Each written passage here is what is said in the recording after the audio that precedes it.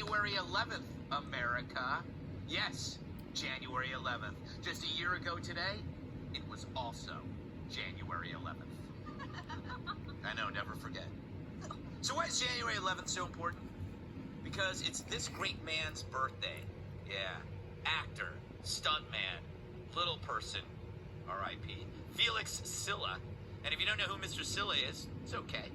He was often disguised as Cousin It in the Addams Family. Yeah, I know, he was that guy.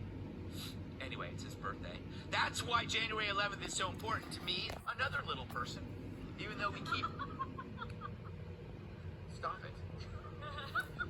But we keep being told the only day that matters is January 6th.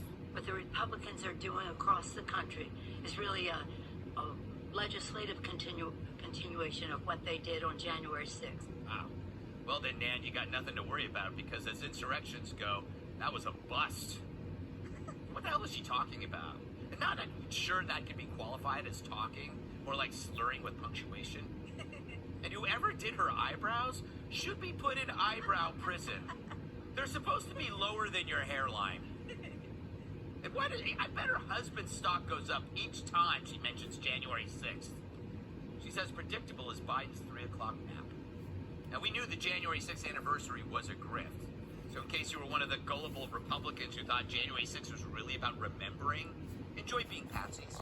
January 6th was a prop, just like Cuomo's giant Q-tip, used to vanquish political adversaries and help the Democrat Party regain political footing by rejiggering the rules. See, the Dems like to do politics the way ugly people have sex, with the lights out. Oh my God. And they're going to use the day to prevent rather than enhance election transparency, Emily. Like you care about ugly people. And Liz and Adam fell for it like Biden on a broken escalator.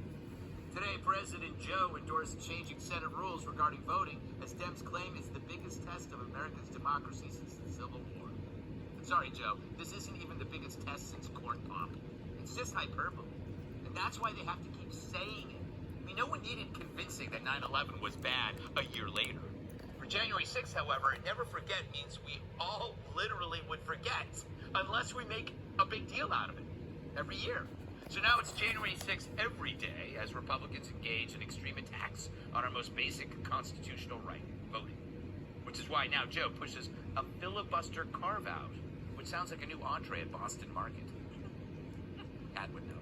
But now you see the point of the January 6th anniversary. The Dems need an emergency to change voting rules. It's 2020 all over again. And like a serial killer's dog, the media happily played along, joining in on the hysterical messaging. Yes, the messaging. That's what it's all about these days. Gee, I wonder, is the media out of touch with people?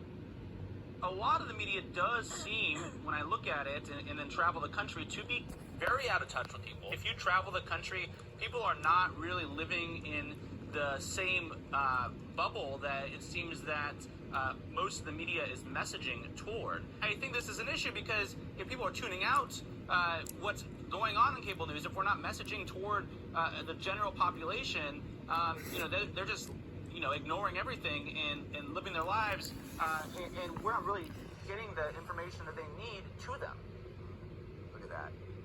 That's some hairless on hairless action. One more egg and we could have made an omelet. Oh my God, CNN frets. They don't live in the same bubble as we do. Americans are tuning out, ignoring everything. They're going outside and talking to people. Some of them are actually smiling. Yeah, Americans are living their lives and not listening to you freaks. And CNN just found out now? Haven't they seen their ratings? Were they too small to see at this point? Also, do you really believe this hack travels outside the bubble? I bet his idea of seeing the country is grabbing a connecting flight to Charlotte. But this is good news. The messaging isn't working. No one listens to CNN's conveyor belt of lies, which makes sense. Consider the sources.